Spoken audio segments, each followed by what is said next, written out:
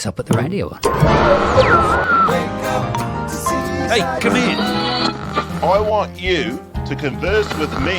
I also know sign language. Have a complimentary sandwich. It's peanut butter. We want more. I like to call out street names. I still keep the antennae under my wig. Embrace. I do, Pips. You can read with your nose too. Listen to Radio Seaside. Turn the bloody radio down. I'm trying to watch telly. Now let's meet our lucky contestant. She talks like a computer, but certainly doesn't dress like one. Meet Karen. Hi, thanks Martin. I also like to call out street names when I see them. Great, Karen. Now when you filled in your questionnaire, you forgot to tick romantic preference. So we've picked you these 3 dates for you to choose from. First up, it's Leigh. He lives with his mum, and he also talks like a computer. I don't live with my mum. She's in the granny flat, and I prefer to talk like an android rather than a computer.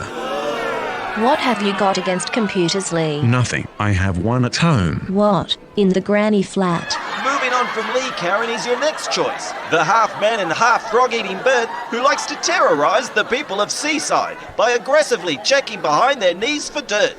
It's Tawny Frogmouth. Oh, hello, Martin. Squawk! Now here's Karen's last choice. He doesn't live with his mum. He likes to listen to computers and is Leigh's older and more charismatic brother, Jeff. What? Jeff, you're supposed to be helping Mum with the cataracts. You're not getting a lift back with me, mate. Okay, that's it for the intros. Now it's time to Sell yourself. Leigh, you're up first, so go. What? Now? Yes. My name is Leigh. Oh, Why can he do that? to get you off guard, mate. What? That's the rules, Leigh. It's called balking. He's forfeited selling himself by just balking you. This is crap. It sounds like it too. Keep going, Leigh. Okay, I spent a lot of years perfecting this type of talk. I can even speak with a Russian accent. Ahem, Kov. Excuse me, Karen, I would like to... Oh, time's up. Well, Karen, it's a choice of Leigh, who just got completely owned in front of this live audience by his much funnier brother, the funny brother Jeff, who really looks the tickets, or Tawny Frogmouth, who has found someone with dirty knees. You didn't wash behind your knees, did you? Squawk! Well, I keep behind my knees very clean, so Tawny wouldn't bring anything to our relationship. And with Leigh, I really don't like the way he speaks. It seems forced and unbelievable. Are you kidding me? But his brother was really funny the way he kept interrupting with those fart noises, so I picked Leigh's brother, Jeff. Karen, we talk the same. Listen, Thomas Street, Princess Street. That's quite enough from you, mate. Get your hands off me. Join us next week when we play the puppy and kitten version of This is a stupid show. It's Ronnie Keith's community announcement. Who's celebrating Seaside? The Seaside Mime Group is. Next week is their second episode in the riveting pantomime about the history of Seaside, called Seaside's History. The next episode reflects purely on our relationship with the King Tide. It's Ronnie Keith's community announcement. That's right. This summer, the Seaside Culture Co-op presents Teenagers Do Shakespeare, The Good Bits. Every lunch hour in the food court, Main Street Shopping Mall next to Merv's Carvery, featuring excerpts from Romeo and Juliet. Romeo! Oi! Romeo! Where are you? The other bit from Romeo and Juliet. Oi, check that out. Hey, what's the line? What light through yonder window breaks? Yeah. Hey, what's that light breaking through that window? Hey, you got to smash the window, man. No. Sweet.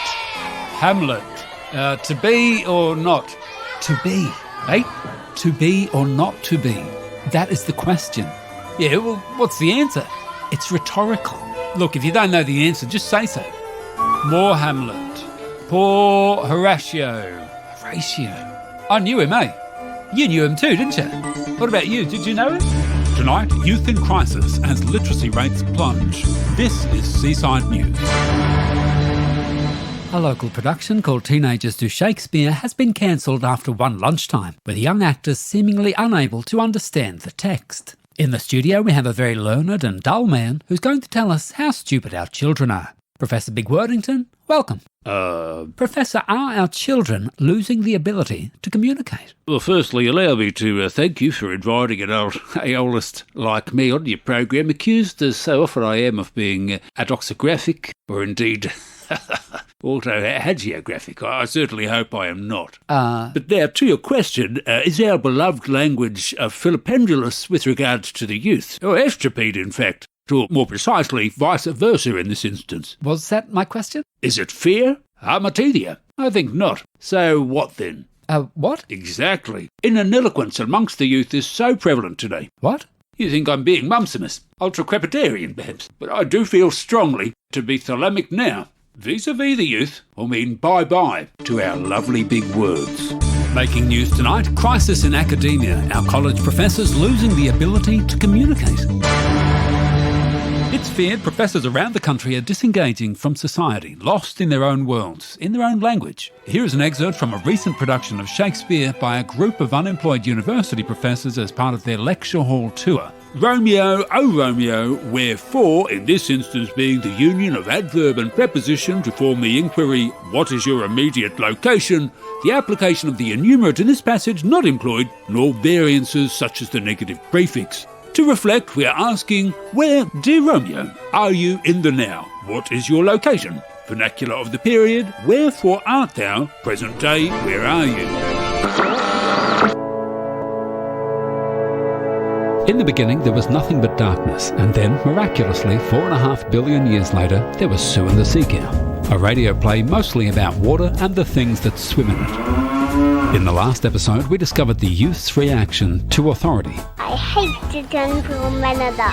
And authority's reaction to the youth. You don't scare me anymore. Now, in episode 6 of Sue and The Seacow, we learn some family secrets, like why the general manager doesn't wear singlets. Because it's common. We learn how monsters are made. He was eating calamari and dropped a bit in the test tube. And what they look like. 9 metres long, 3 metres wide, and had a face of tentacles where whiskers should have been. Sue and The Seacow, a radio play 4.5 billion years in the making. Delivered weekly to your gene pool by radio, telegraph and IBIS. Consume it. Sounds delicious. Yes, it does sound delicious. You're listening to Ronnie Keith. And this is Stoutfinger with Small Change. Walking through the street with a 50 in my hand, I fell to the gutter and I fell a homeless man. I chased him around the corner till the alley went stop. Now a handful of change is all I got. Oh I got. Oh I got.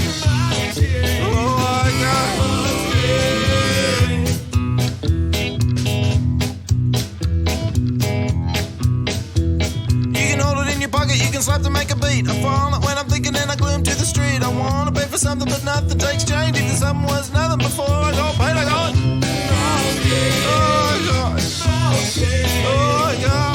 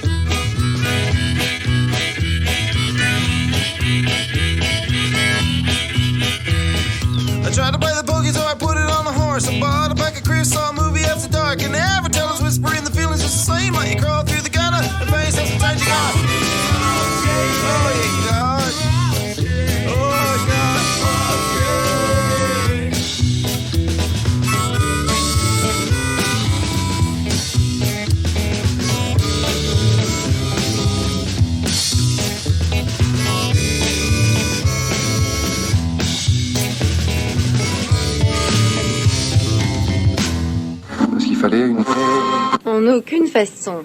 Could you repeat that? En aucune façon. What is a seaside? Peu probable. No, I don't think so. It's Ronnie Keith's community announcement. Celebrating Seaside. Barry's Butcher Store. Ham steaks, 10 for $2. Offal for your pets or garden? Fill a bag for $1. Any old-sized bag will do.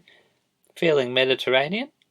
Goat chops are fresh and in-store now at Barry's. $6 a kilo.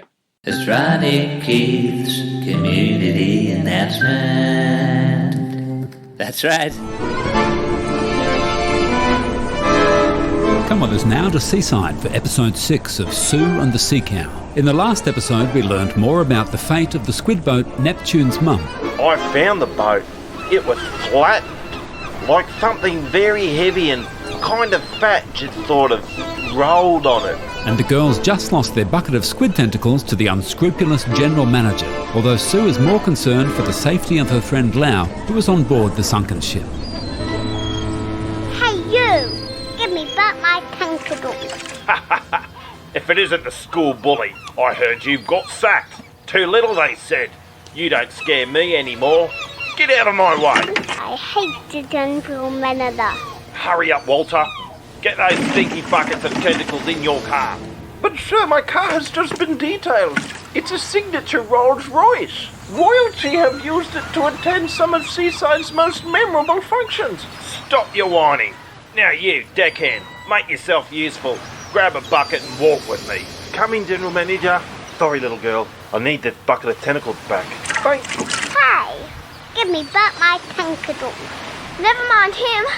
We have to go. A friend of mine needs help. Come on, let's run. Oi, get out of the way, you little girls. Now, Decky, you tell me, what squashed Neptune's mum? Well, General Manager, as I told the little girl, something very large and very heavy just sort of sat on the boat and flattened it like a pancake. And what's more, I heard what sounded like a farmer's cow. But whatever did that to the boat had to be much bigger than a farmer's cow. Maybe it was a big, fat, slow whale, or a monster sea slug, or a giant sea cow. A giant sea cow? Great Nora! The stories my dear mum told me must have been true. Maybe I shouldn't have had it locked up. Oh, never mind. Walter, hurry up. We've got to get back to my office. It's business. Big business. Oh, now I've fallen in my custom-made suit. It's covered in squid shit.